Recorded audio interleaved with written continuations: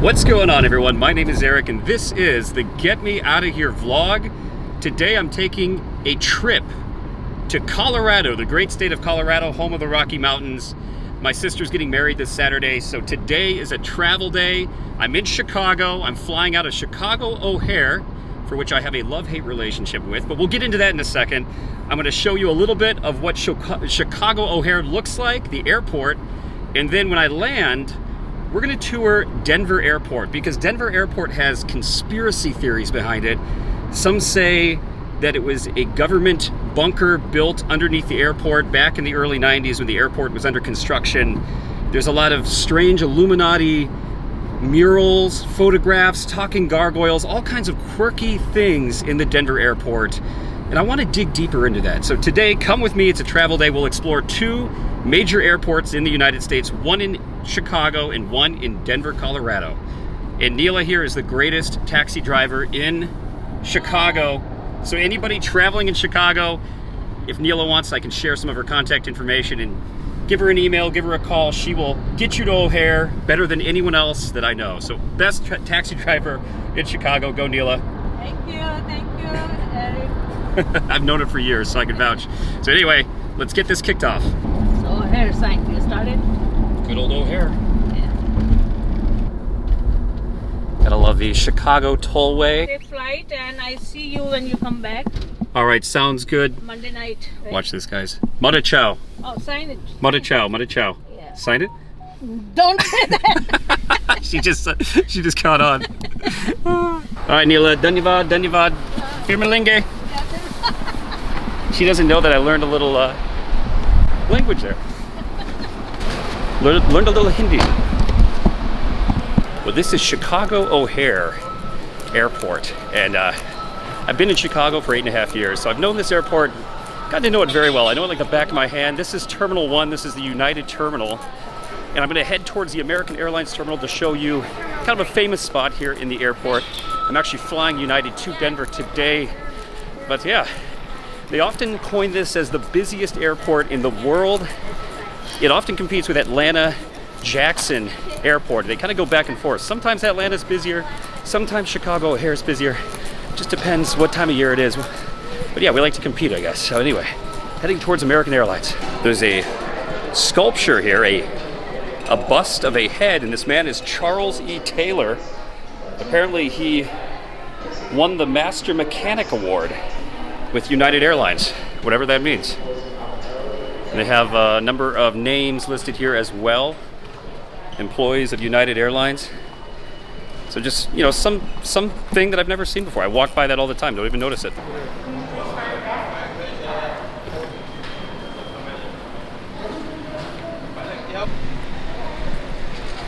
This is the Corridor Gallery, a corridor that connects Terminals 1 and 2. And you can see all these beautiful paintings of famous places here in Chicago. On either end of the corridor, there's the Chicago Water Tower, the Sears Tower. I don't use the W word. There's another cool picture of the old Chicago Water Tower that survived the fire of 1871. A cool owl sculpture, a clock. But yeah, just of course the L train too. So a lot of beautiful paintings here lining this corridor of famous places in Chicago. There's a quintessential photo right there. Or photo, by photo I mean mural. And Sears Tower. If you're looking for a good place to relax, break out your laptop, have some sushi, have a good drink, this is a nice spot to do that. Yeah, right at the beginning of Terminal 2. Basically where Terminal 1 meets Terminal 2, you can relax. I like that. It's called Wicker Park. It's the name of this sushi bar. So this is the best hidden gem here in Chicago O'Hare. I'm not even kidding. This is a corridor that connects Terminal 2 with Terminal 3. There's a really cool laid-back bar right here, so you can grab some refreshments. And there's also a really nice, quiet place to study, to get caught up on work. They have a lot of these charging tables here. If you don't know where this is, it's just past this playground where Terminal 2 connects with Terminal 3. But this is one of my favorite spots to hide out in Chicago O'Hare, get caught up with work, answer emails, edit videos. Just really, it's a great spot to escape and get away from the crowds. So I've left Terminal 2. Now I'm walking towards Terminal 3, the American Airlines terminal here at OHare. This is one of my biggest pet peeves about Chicago O'Hare. This airport is massive. For an airport this size, you'd think there would be more transportation, trains, people movers. But yeah, there's not a lot of like efficient means to get from one end of the airport to the other. So if you have to commute through O'Hare and you land, let's say, in Terminal 1 and you have to get to Terminal 3 in like 15 minutes flat, you're not gonna make it. It's nearly impossible. And I've had the airplane doors shut on me several times trying to run across this airport. So I will say, that's my biggest pet peeve about Chicago O'Hare, is there's not a good efficient way to get from one side of the airport to the other in a small amount of time. Be prepared to walk. You'll get your exercise for sure in this airport, but for an airport this big, you need to have better transportation means of getting from one end to the other. So that's my major criticism of this airport. Number 2 is the food options. Other than Rick Bayless's, other than Tortoise Frontera, which is an excellent restaurant here at the airport, great for brunch, they don't have a lot of good places to eat here at O'Hare. So that's my second pet peeve, is transportation, getting from one end of the airport to the other, and food choices. There's a lot of crappy McDonald's here, a lot of just bland food that's overpriced. And for an airport this size in a city like Chicago that's full of amazing food, you would think there'd be greater places to eat. So those are my 2 biggest criticisms of O'Hare.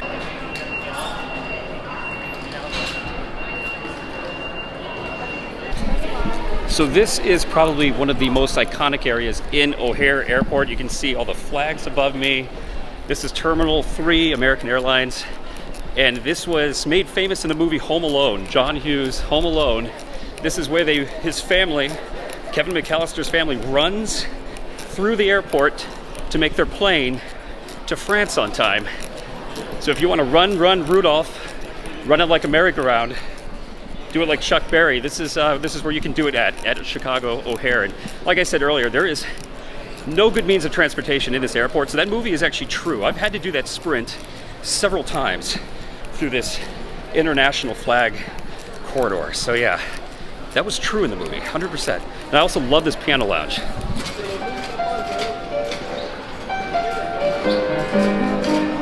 Bubbles Wine Bar, this is one of my favorite spots to grab some glasses of wine before boarding a flight, and they've got piano music as well. Anybody can sit down and play on the piano. I've tickled those ivory keys myself after a couple glasses of wine. There's no shame in that. Garrett popcorn, the perfect Chicago snack, whether you're at the airport or in the city, but love grabbing some Garrett's before boarding a plane. And here's a good rule of thumb. If you want to find Concourse B when you're flying United in Terminal 1, just think B is for bones. The brachiosaur here, he's still wearing a mask, even though as of yesterday, we don't have to wear masks at the airports or on planes anymore. But here you are, the brachiosaurus. Think of Concourse B as in bones. It's kind of a nice little clue. And here's another one for you. Think Concourse C, color.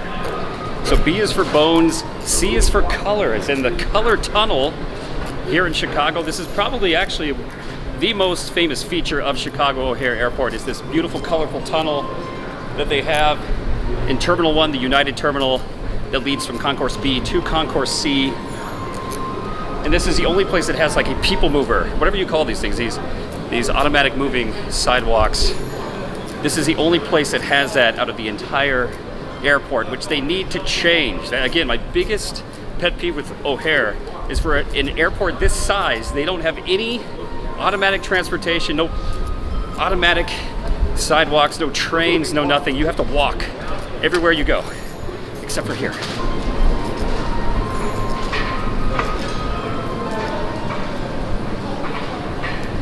They are playing Rhapsody in Blue. George Gershwin's Rhapsody in Blue is the song that you hear in the color tunnel.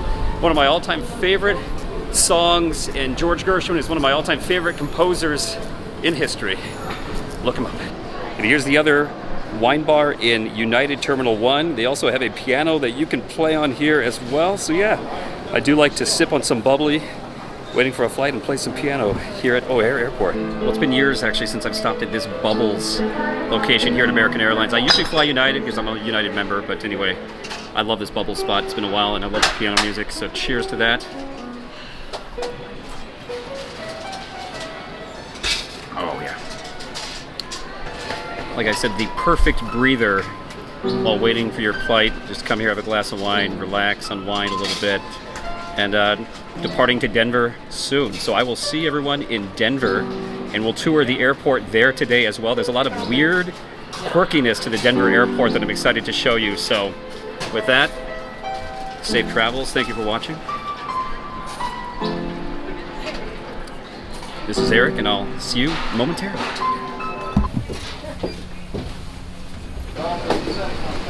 I always do this for good luck before boarding a flight. Made it onto the plane. Alright, to take off to Denver International Airport. The sky's the limit. We'll see you on the other side. So there's no TV, there's no nothing. This is also the first time I've ever drinking Perrier, so I'm drinking with class in the back of the plane. You can see the line of planes behind us waiting for their turn to take off.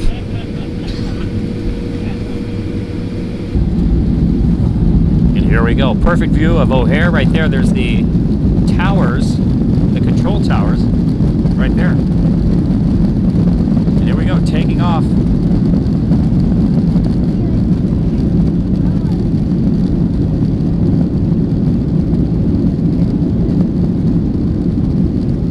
Up in the air. You can see Schaumburg straight ahead.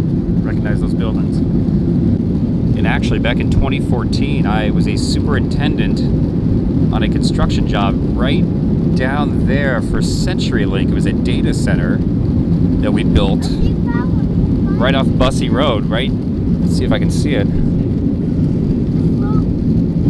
Couldn't see it, but it's literally right below me right now. There is Itasca and Elk Grove Village, where those towers are.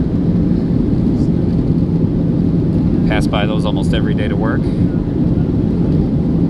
And there's Schaumburg. Schaumburg is straight over there where those other skyscrapers are. That's where I live. And Chicago is like way behind us. So not gonna get a skyline view today.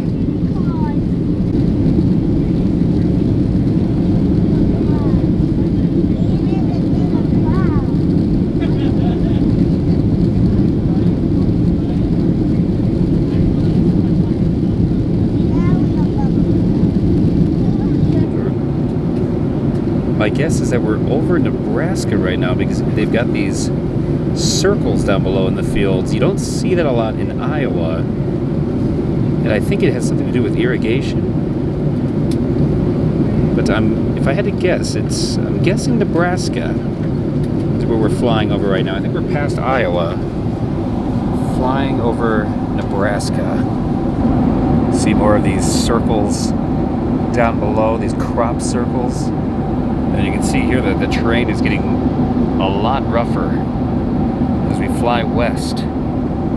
Nailed it. And as you can see, we are, in fact, in western Nebraska. In fact, just south of Interstate 80. Actually, pretty much right above Interstate 80. Near the town of Gothenburg. Just west of Kearney. And we should be landing here in about the next 30 minutes. Not sure why there's a pin right here in western Kansas. But yeah, I am in western Nebraska, about to land. And there are the Rocky Mountains straight ahead.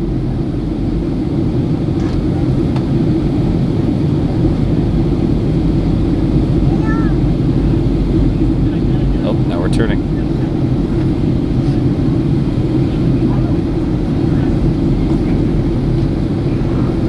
Just about ready to land, but there is the front range of the Rocky Mountains right in front of me. In fact, I think that's Long's Peak, straight ahead. It's got the Twin Peaks. That's getting pretty bumpy here, but I'm pretty sure that's Long's Peak. The most dangerous mountain, at least that's what statistics say.